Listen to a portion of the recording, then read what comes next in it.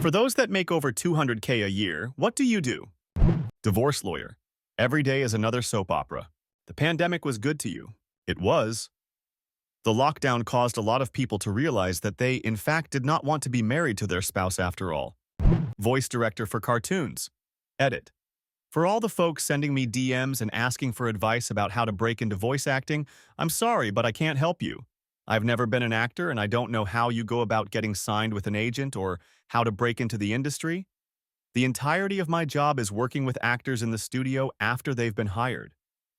As for how to get hired in the first place, all I can say is you need to be better than all the other people who are auditioning. Voice acting is an incredibly competitive industry, and very few people make a living doing it. Those who do have a magical combination of amazing pipes, incredible range and character creation skills, and impeccable acting chops. It's a rare combination. There's a good reason you see the same names over and over again in the cartoon VO world. Electrical engineer.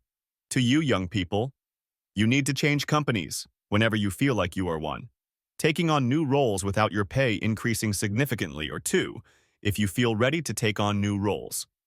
You will never keep pace with inflation or get ahead at one employer. Photolithography researcher at Intel. Nearly 300K this year. All it took was over a decade of higher education asterisk and being in the right place in contact with the right people. I have no idea what I'm doing half the time, lol, but I'm told nobody actually does. Asterisk BSc Electrical Engineering, 5 years. MSc Computer Engineering, 3 years. PhD Semiconductor Physics, 4 years. All that, and I had to look up Ohm's law yesterday. It's funny, I'm one of the people who changes the chem for the photolithography tools at the same campus, and I make $17 per hour. Salmon sperm dealer. Business is bustin', don't ask how we get it. You out here jerking off fish for 200K? Goddamn.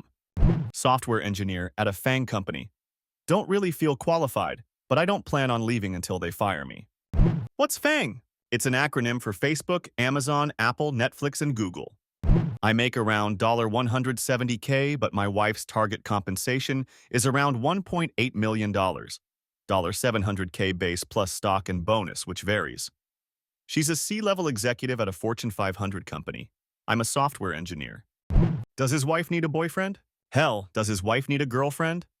Landman in the oil and gas industry. I make around $300K/year. I do mostly title work, which is basically researching the history of a piece of property and creating a report that shows everything that ever happened with it. It's a lot of fun, just crazy high pressure at times, because the companies are pretty demanding. Worth it, though. I visit Zimbabwe and exchange my local currency. Genius! My advice: never be afraid of change. You will be surprised on your value to other companies in different regions doing the same work you perform now. Never let a company take you for granted and make you feel less than your worth. If they don't see your value, then remove yourself. Don't procrastinate.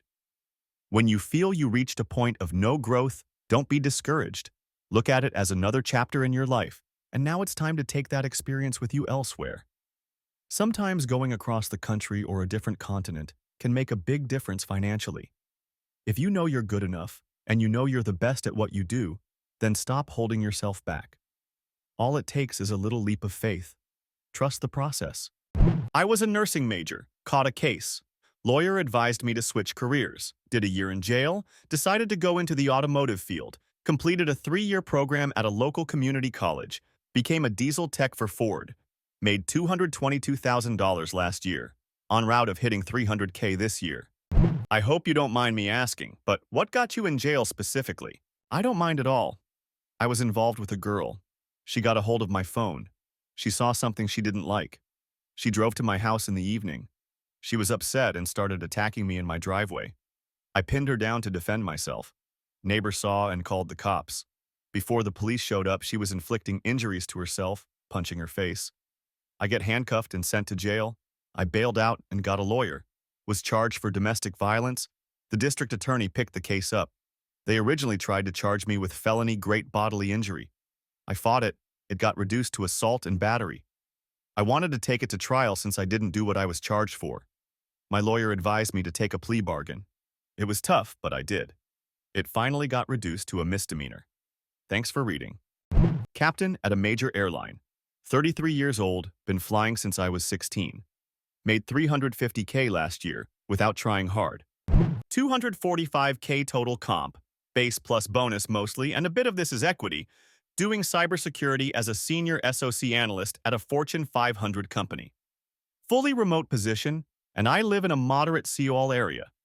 I'm in my mid-20s and came from a very poor family. I got my degree through a 7-year military stint as I could not afford college.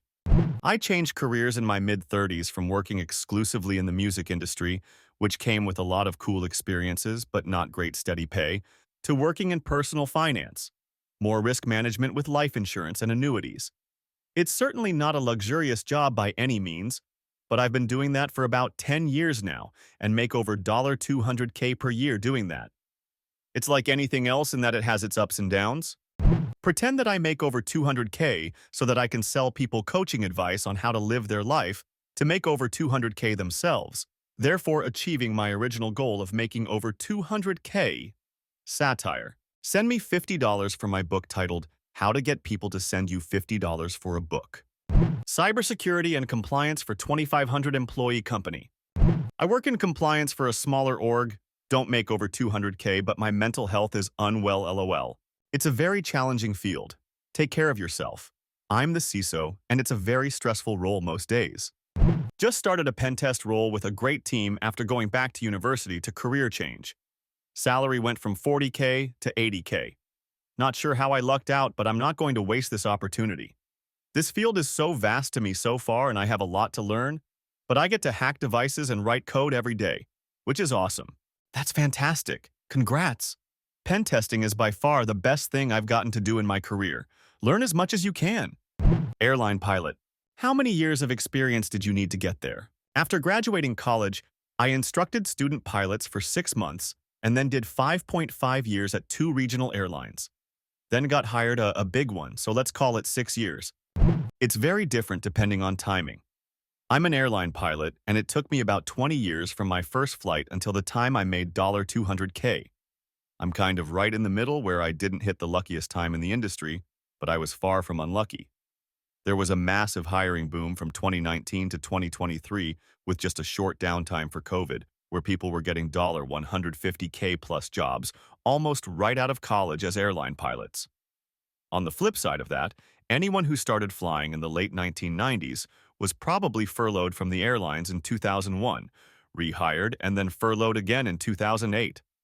My boss has been flying since college, and he was over 50 years old before he made $200K due to being a double furlough. So you kind of need to take every answer you get here with a bit of a grain of salt. Some people are going to say they made $200K by age 23 because they got insanely lucky and they want to brag a little. Other people are going to tell you it took them 30 years of experience and multiple furloughs to make that amount. For most people such as myself, it's somewhere in the middle.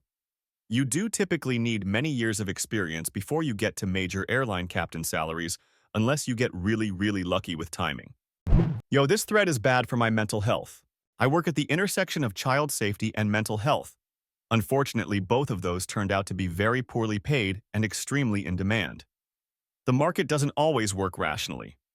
When I was getting my degree, this was considered an extremely solid career with good benefits.